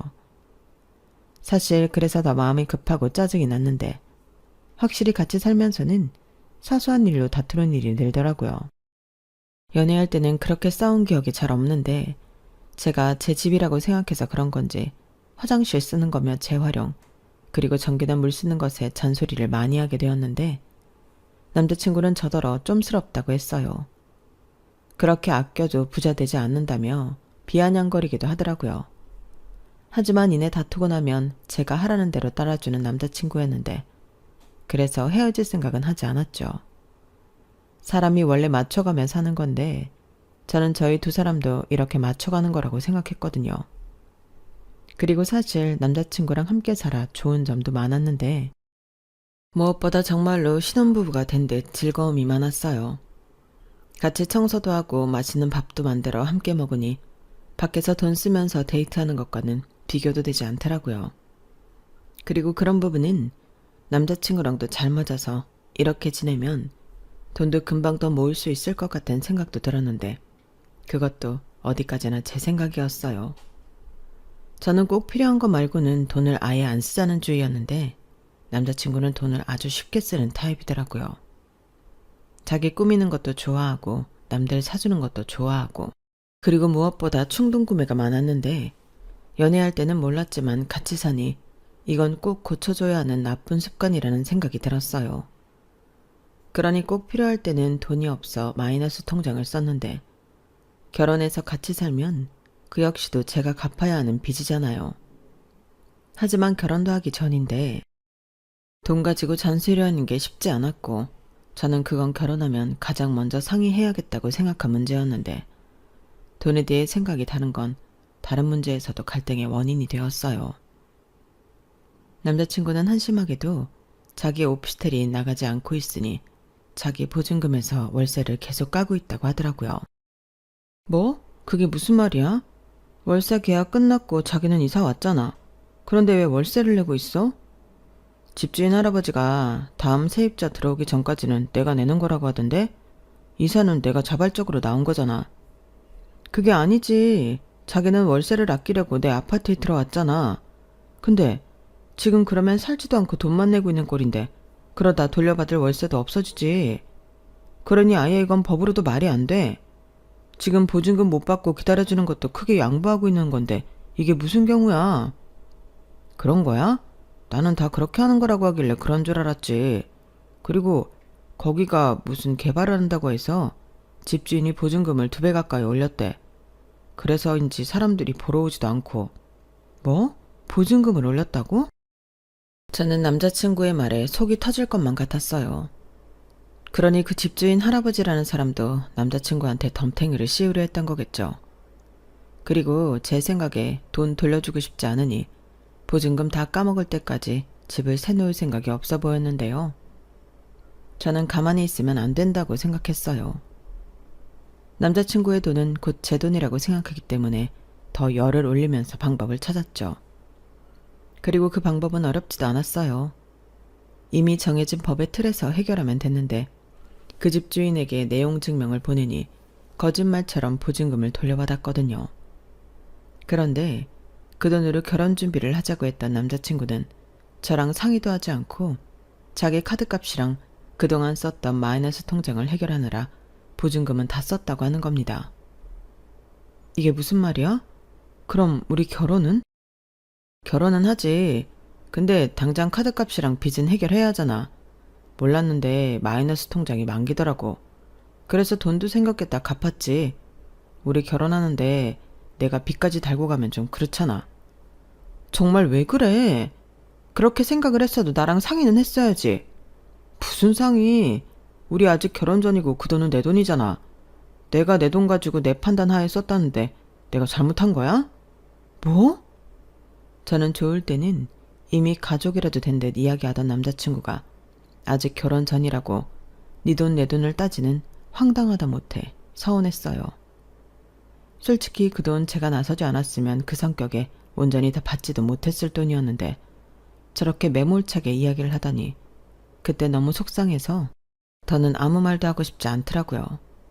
그러자 그날 저녁 남자친구는 미안하다며 저에게 사과를 했는데 자기는 정말 순수하게 저 힘들게 하지 않으려고 자기 빚을 먼저 갚았다고 거듭 얘기했어요.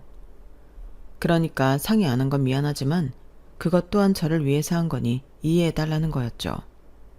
그리고 어차피 이미 쏜 돈이기에 더 생각해봤자 제 속만 쓰렸는데 그래서 어떻게 하자는 거냐 물으니 남자친구가 이렇게 말했어요.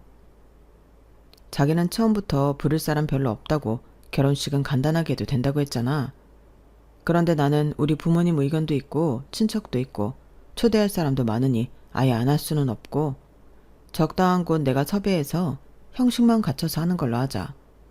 요즘은 꼭 결혼식장에서 안 해도 되니까 내 후배들 불러서 스냅사진 찍고 우리도 파티하는 것처럼 즐겁게 하면 되지.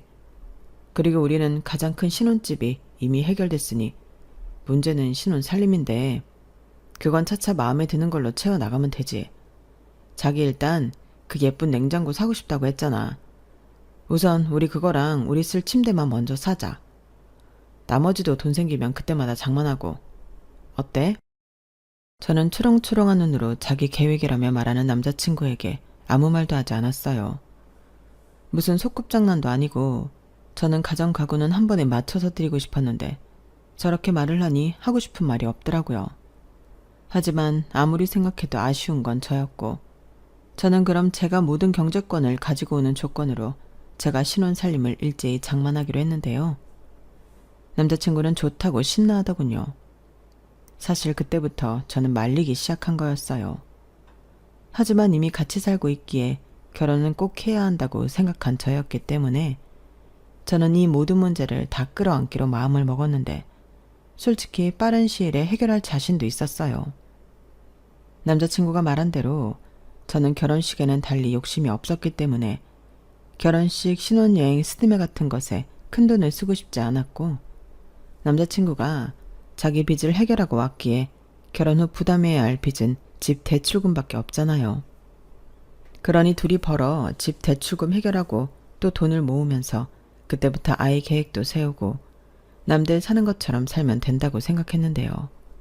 또다시 문제가 터졌죠. 그건 상견례를 빙자한 예비 시부모님을 저희 집에 초대한 이후에 벌어졌는데 예비 시부모님이 저희 집에 왔을 때 굉장히 좋아하셨거든요.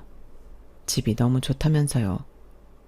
특히 남자친구 어머니가 많이 좋아하셨는데 자기 아들이 이런 집에서 산다고 생각하니 너무 뿌듯하다고 저한테 고맙다고 하셨어요.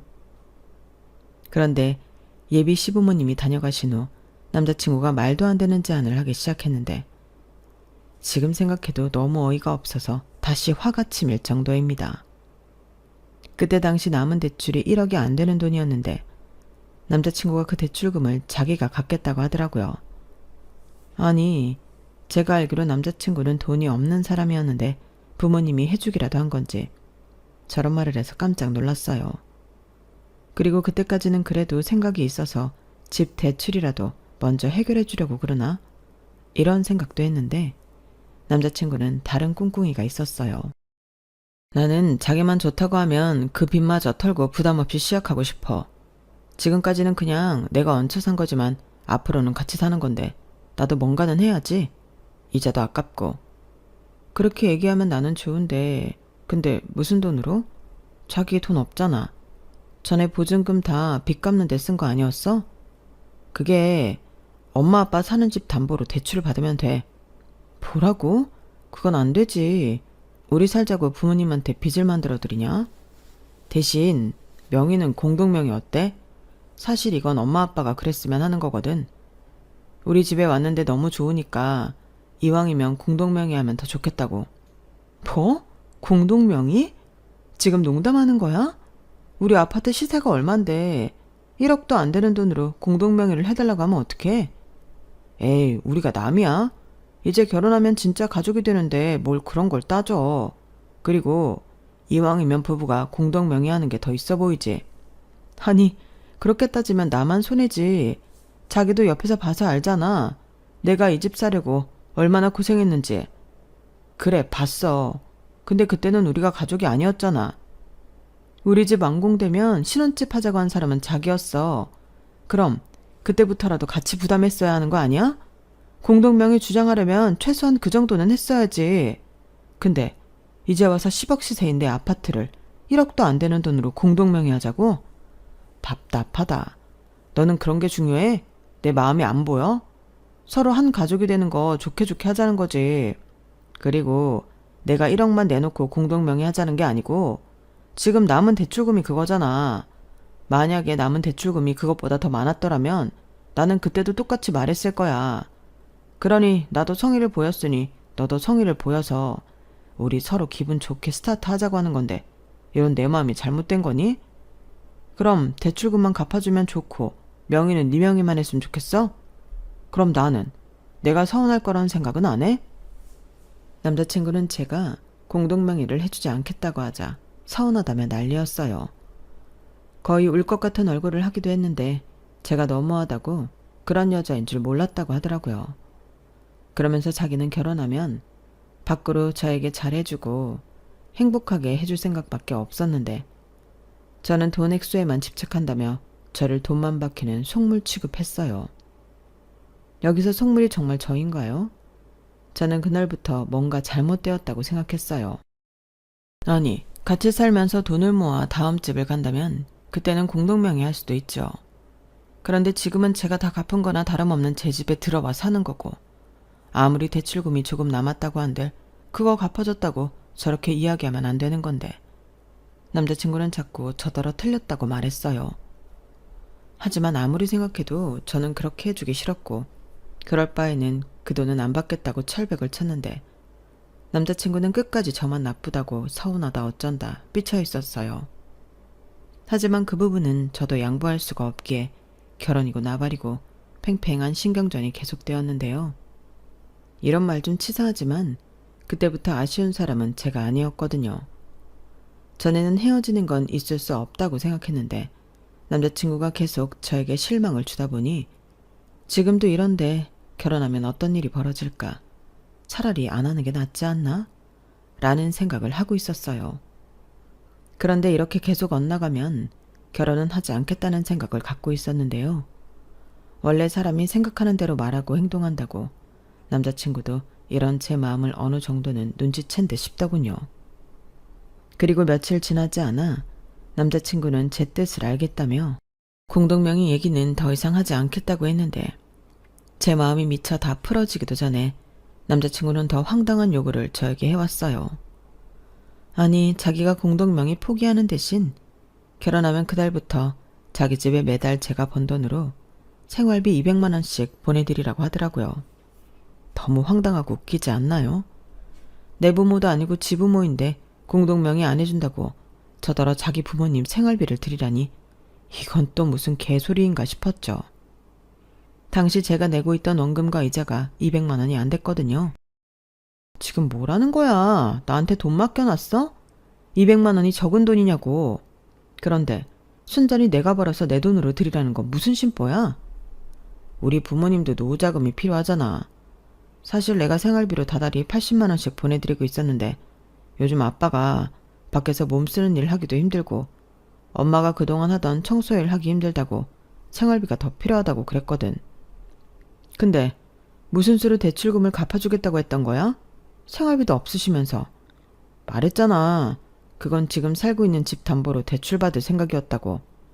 아들 장가 보내는데 그 정도는 해야 하지 않겠냐고 엄마가 그랬어. 그래야 며느리한테 생활비 받는 게 안 부끄럽다고.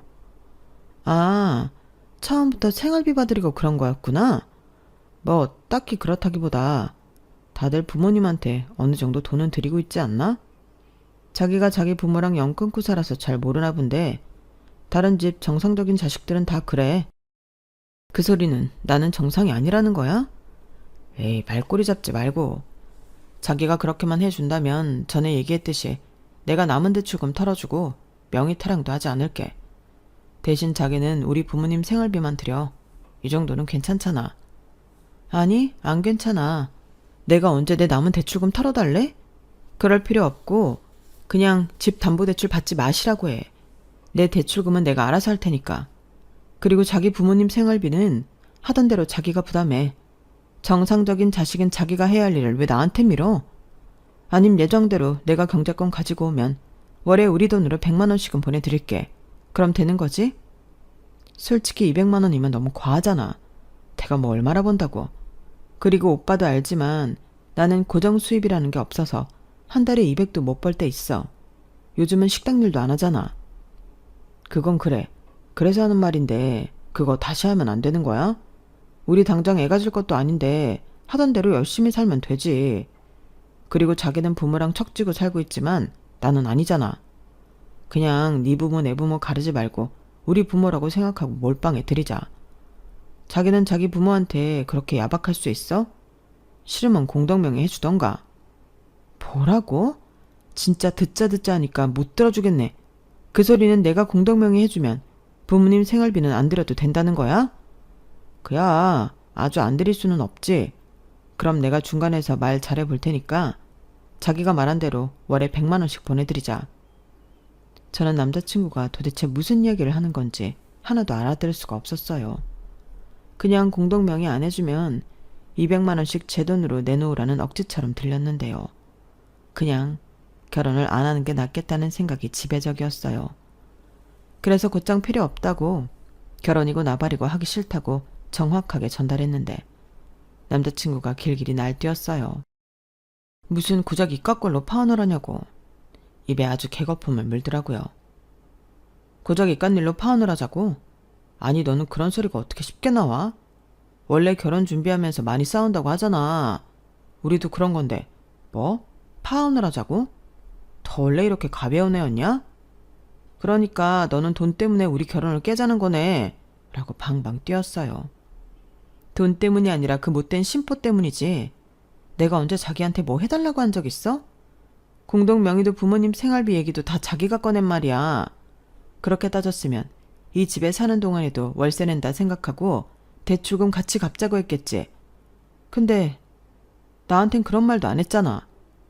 그야 아직 우리가 부부도 아니었고 그렇다고 내가 아주 공짜로 산 건 아니잖아. 공과금 내가 내고 관리비도 냈어. 자기는 짠순이라 냉장고도 안 채우지만 나는 부지런히 사다가 채웠다고. 우리 그거 같이 먹었잖아. 누가 들으면 나는 아예 아무것도 안 하고 자기가 사다 둔 것만 먹은 줄 알겠네. 그건 자기가 먹고 싶어서 사다 놓은 거야. 나도 시장 봐서 채우고 같이 해먹고 했어. 그리고 공과금? 그거 몇 번이나 냈는데 꼴랑 한 번 냈잖아. 관리비도 자기가 처음에 기세등등하게 낸다고 하더니 너무 많이 나오는 거 아니냐고 그 뒤로 안 했고. 그래도 낸 건 낸 거잖아. 한 번이든 두 번이든 그게 중요해. 중요해. 그럼 대출금도 한 번 내면 다 낸 거냐? 우리는 이래서 헤어지는 거야. 말이 안 통하잖아. 가슴에 손을 얹고 생각해봐. 자기는 지금 결혼을 빙자해서 내가 마련한 것들에 숟가락만 얹으려고 했어. 야, 사람을 뭘로 보고 아파트 있다고 지금 유세 떠는 거냐? 그리고 생각을 해봐라. 내가 사회적인 위치가 있는데 결혼해서 와이프 집에 산다고 하면 남자가 얼마나 가오가 떨어지냐? 그래서 좋은 게 좋은 거라고 남은 대출금 갚아주고 공동명의 좀 하자는데 그게 그렇게 배가 아파? 그래, 그게 네 심보잖아. 그래놓고 밖에 나가서는 네가 다 낸 것처럼 할 거지? 나는 그게 싫다고. 정 그렇게 공동명의 하고 싶으면 집시대의 절반 가지고 와. 그럼 공동명의 해줄게. 야, 너 진짜 도둑년이다. 시세? 네가 이 아파트 산 가격이 3억대인데 왜 시세로 따져? 나한테 지금 시세 차익을 남기겠다는 거야? 왜 이렇게 열을 내? 나는 그 정도가 아니면 공동명의 싫다는 거야. 방금 억울하다고 생각했지. 나도 그래. 내가 그동안 힘들게 다 했는데 이제 와서 마지막에 조금 도와주고 공동명예해달라고? 그거 싫으면 자기 부모님한테 월 200씩 주라고? 이게 무슨 억지니? 그게 왜 억진데? 이제 진짜 지친다. 이렇게 힘든데 왜 결혼을 하니? 이제 너란 사람을 좀 알겠어. 우린 안 맞아. 쥐뿔 하나도 없으면서 있는 척만 하려고 하고. 그러니까 마이너스 통장을 만들어 그렇게 버는 것 이상으로 썼겠지. 너 진짜 사람 쓰레기로 만들래? 네가 궁색하게 사는 거야. 다들 나 정도는 하고 산다고. 사람들이 네가 아껴서 아파트 사고 다들 대단하다고 하지? 근데 속으로 정말 그렇게 생각할 것 같아? 너 독하다고 사람들 뒤에서 수근거렸어. 삐쩍 말라서 돈만 밝히고. 네가 얼마나 추한지 너는 모르지? 모델이라고 카메라 앞에서 설치니까 진짜 네가 뭐라도 되는 줄 알았냐? 저는 남자친구, 아니 그놈의 주둥이에서 나오는 막말에 손발이 저절로 떨렸어요.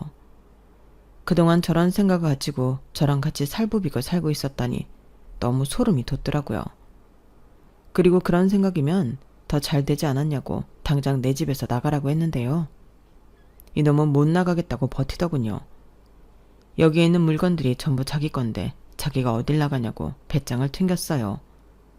그러면서 결혼하면서 저는 손해 하나 보지 않으려 한다고 저를 이기적인 사람으로 몰았는데 누가 할 소리를 셀프로 하는 건지 상종도 하기 싫었죠. 그래서 참지 않고 말했어요. 너야말로 나한테 뭐라도 뜯어가고 싶은 거 아니냐고요. 그랬더니 자기를 모독했다며 저를 명예훼손으로 고소를 하겠다나요? 저는 할 수 있으면 하라고 했습니다. 그렇게 따지면 저도 같이 하려고요. 그리고 애당초 우리 둘만 있는 곳에서 주고받아 말인데 무슨 명예가 있어요? 저는 말도 안 되는 헛소리 그만하고 네 짐 내가 내일 당장이라도 용달 불러 니네 집에 보내줄 테니 꺼지라고 했어요.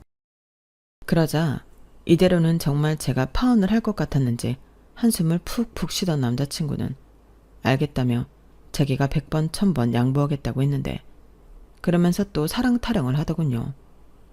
내가 이렇게까지 하는 이유는 너를 정말 사랑하기 때문이야. 남자가 결혼까지 하려고 했다는 건 전부를 다 바치겠다는 거거든. 제발 내 마음 좀 알아주라. 저는 그 구차한 사랑 타령에 지랄하고 자빠져 있다고 제대로 응수해줬어요. 사랑은 개뿔. 사람 그만 기만하고 정말로 나를 사랑했다면 이 집에서 순순하게 나가달라고 했는데 지금은 제가 너무 화가 나서 후회할 말을 하는 거래요. 그러니 자기가 참고 기다리겠다고 하는데 와 정말 미치겠는 거 있죠. 그래서 하는 수 없이 경찰에 신고했습니다. 저희는 법으로 남이었으니까요. 그렇다고 사실혼이 인정될 그럴 기간도 아니었고 제 집에서 제가 싫은 사람 하나 내쫓지 못할 이유가 없었기에 저는 2번 고민도 하지 않고 경찰을 불렀는데요. 그게 자기한테 수치고 굴욕이고 상처라나요? 그놈은 결국 제 뜻대로 파혼에 응했어요. 그런데 업계 사람들한테 제 이야기를 정말 먹같이 하고 다녔더라고요. 제가 단물만 쏙 빼놓고 돈돈돈거리며 자기한테 함부로 했다며 제 이기적인 모습에 질려 파혼했다고 떠들고 다니는 듯 했는데요. 그 좁은 동네에서 소문은 금방 퍼져나갔어요. 그러니 제 귀에 들어오는 건 순식간이었고 저는 그 길로 그놈이 말하던 명예훼손으로 그놈을 고소했죠. 없는 사실을 떠들며 저를 천하의 나쁜 사람으로 몰았으니 이건 명예훼손이 맞잖아요. 그리고 저는 눈에는 눈, 이에는 이라고 그놈이 했던 방식 그대로 그놈을 그 바닥에서 매장했는데 저는 누구 말처럼 거짓말은 하지 않았어요. 거짓말을 하지 않아도 될 만큼 그놈은 충분히 쓰레기였으니까요. 그리고 결과적으로 그놈은 더 이상 이 바닥에서 일을 하지 못하게 되었는데요. 이미 그놈의 말을 믿지 않는 사람들이 많았거든요. 벌써 그놈에게 한 번씩 대인 사람들이 있었으니 그놈이 그럴 줄 알았다고. 게다가 제가 명예훼손으로 고소까지 했으니 그놈이 하는 말이 전부 거짓말이라는 게 밝혀졌는데 얼마나 쪽팔리겠어요.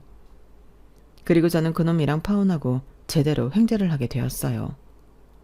파혼이 이혼보다는 낫지만 그래도 자랑은 아니라서 저는 최대한 사람들과 사적인 접촉을 줄이고 일만 열심히 했거든요.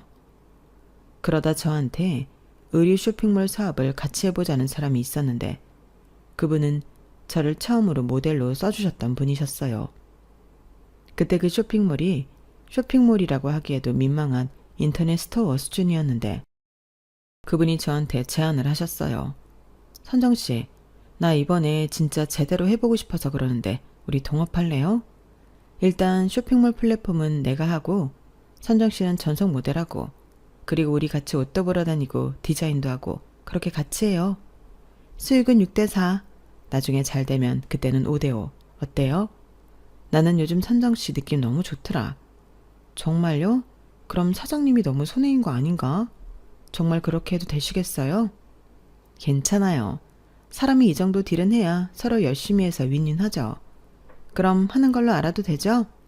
나 부끄러워서 이런 말 잘 못하는데 사실 나 선정씨 처음 봤을 때부터 친구하고 싶었거든요.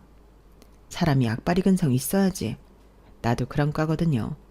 우리 진짜 이 악물고 해봐요. 저는 그런 연유로 사업에 뛰어들었어요.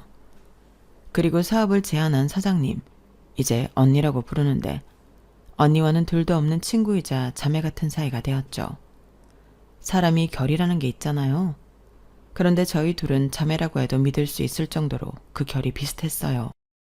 그리고 생각하는 방향과 좋아하는 취향도 비슷한데 그렇게 1년 정도 일하는 재미에 푹 빠져 사니 제 통장에는 꽤 많은 돈이 쌓여 있더라고요.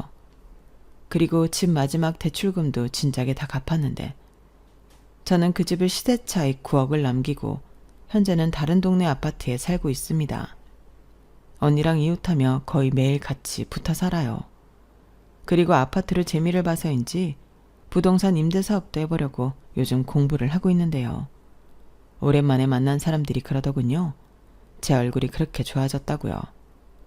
그리고 무슨 악연인지 그놈이랑 다시 만난 적이 있었는데 어이없게도 지인의 돌잔치에 초대받아 갔더니 거기서 그놈이 돌 사진을 찍어주고 있는 거 있죠. 그것도 잘 따라주지 않는 애기 때문에 진땀을 빼고 있는 모습을 봤는데 그동안 혼자 세월의 풍파를 다 맞았는지 얼굴이 말이 아니었어요.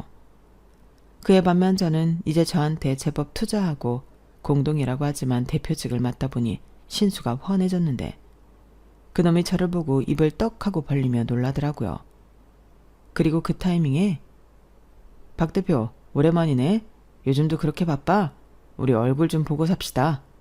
하며 한 젊은 남자 사장이 저를 불렀는데요. 그놈 표정에서 많은 걸 느낄 수 있었어요. 정말 통쾌하더라고요. 그리고 동시에 저런 놈이랑 파혼하길 잘했다는 생각을 정말 많이 했는데 그날 참 기분 좋게 취해서 오랜만에 꿀잠을 잤네요. 그리고 지금은 연애나 결혼보다는 제일 열심히 하며 그동안 못 누린 인생을 재미나게 살 생각인데 어릴 때 하도 못 해본 것이 많아서일까요? 요즘은 매일매일 즐거움 투성입니다. 무엇보다 돈 버는 재미가 제일 재밌는데 전에는 돈은 좋아해도 일은 재미없었거든요. 하지만 요즘은 일도 너무 재미있어서 누가 시키는 것도 아닌데 무의식 중에도 일을 하고 있어요.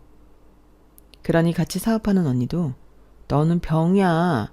너 이런다고 내가 수익 배분 다시 해주지 않는다. 적당히 해. 내가 요즘은 네 눈치 보여서 놀지를 못해. 라고 혀를 내두르는데 일이 너무 재밌는 걸 어쩌겠어요. 그러니 저는 당분간은 이렇게 살아야 할 것 같은데 부디 건강 잘 지키며 제가 좋아하는 일을 오래오래 할 수 있길 바라봅니다. 그리고 지금도 가끔 그때 그대로 그놈과 결혼을 했다면 어땠을까 생각할 때도 있는데요. 몇 번을 생각해도 그때 그놈이랑 파혼한 건 정말 잘한 것 같아요. 아마 그대로 결혼을 했어도 제 성격에 이혼했을 것이 뻔하거든요. 비록 꿈에나 그리던 예쁜 가정은 이루지 못하겠지만 그래도 괜찮아요. 그 대신 만족도 100% 싱글 라이프를 즐기고 있으니까요. 그리고 앞으로도 계속 제 행복을 위해 열심히 살아갈 마음인데 여러분들이 많이 응원해 주셨으면 좋겠습니다. 이상 제 파혼 이야기는 여기까지였어요. 제 사연 어떻게 들으셨나요? 저는 이만 글을 줄이도록 하겠습니다. 건강 잘 챙기시고요. 나쁜 사람들 말고 이왕이면 좋은 사람들만 함께 하세요. 그럼 지금까지 제 사연 들어주셔서 감사합니다. 안녕히 계세요. 여러분, 사연 댓글에 응원과 현명한 조언 부탁드려요. 좋아요와 구독은 저에게 큰 힘이 됩니다. 오늘도 좋은 일 가득하세요.